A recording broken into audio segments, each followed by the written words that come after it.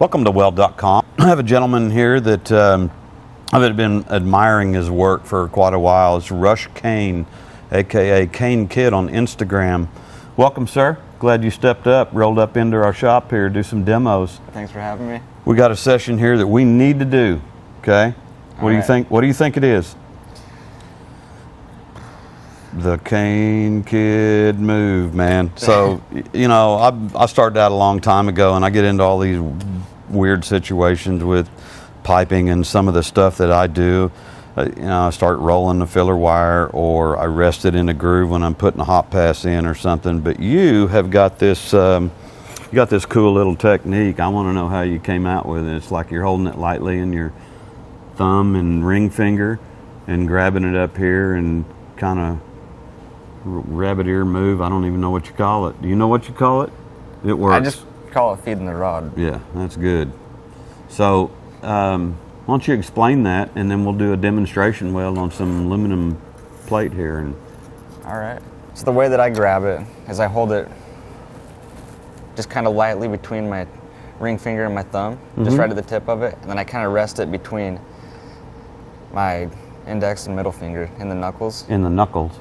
And I just kind of lightly hold it right here, and then just put pressure and tension up on these fingers, and just grab it, push it forward, slide up, push it forward, slide up. Wow. And just keep on moving that. And it's when you prop your arm or wrist, you can keep it really stable, and you can stay pretty close to the arc and hit targets with it.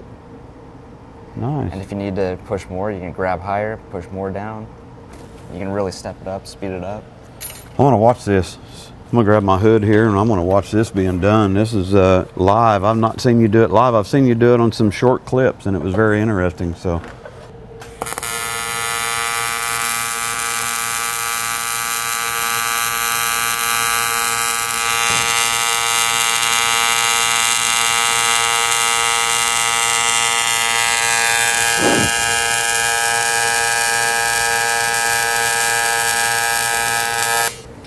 Wow. Do you ever mess up? All the time. Really? That's beautiful. So consistent. Also notice you kind of come in a little bit on the side.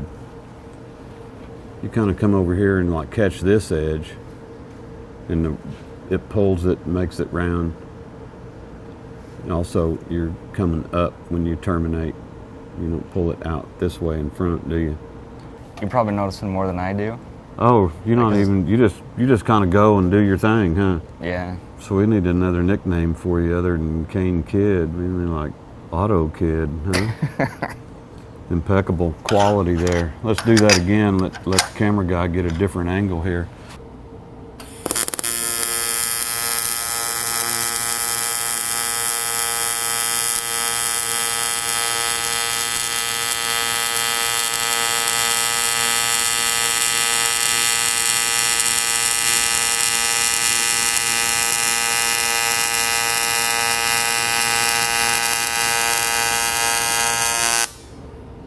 Wow, man, it's like a machine put that in there. You are super smooth. You are inspiring me to go practice on aluminum and get this perfected. I think that's cool, super cool. Thanks. A little discussion going on around the world about you and your skills. And here I am standing right next to you. I'm the lucky one, huh? That is so awesome. There's subtle techniques and stuff that I look at, being the little technician that I am, and it's like, you just kind of like catching that edge right there, and it's just making that perfect ripple pattern across there. You did 2 welds. I'm not looking at very much variation in either one of them. Timing.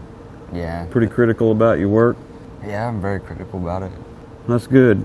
Some people aren't. I think they need to motivate more to quality and figure out what's going on instead of just throwing it, scabbing it down. And because this to me seems like effortless quality for you, and I've seen some really good welders in the piping trades and stuff, and it's like they're always relaxed. You know, they're good, and they've got to that point where, you know, my motto is practice until you get comfortable with it, and then practice till you can't get it wrong. In any event, Really appreciate you being on here. That's some strong stuff, man. Thank you. Really strong. I know this was educational, and we're going to have some more guests and do some more collaborations with some other folks and bring in some technique and talk about some critical stuff and processes, but mainly it's like we're trying to share the knowledge. So if you want to stay current with this channel, please subscribe. Hit that red love button down there and subscribe to the channel. Check us out on Facebook and Instagram. Rush Kane Kid on Instagram. Check him out. Thanks for watching Weld.com. I'm Bob Moffett. Thanks for being on here. Appreciate that. Thanks for having me. Bet. It's time for bloopers. What else do you get into? You got any other methods for getting into weird spots? I mean, this doesn't work all the time, does it? It doesn't work all the time. A lot of the time on steel, I don't use that either. But sometimes, like if you have a fillet weld, you got it out this way and it's tucked down in an angle. And you're trying to get down in that big inside old corner. skewed joint. Yeah. So when you're getting down there, and you can kind of get your torch down in there.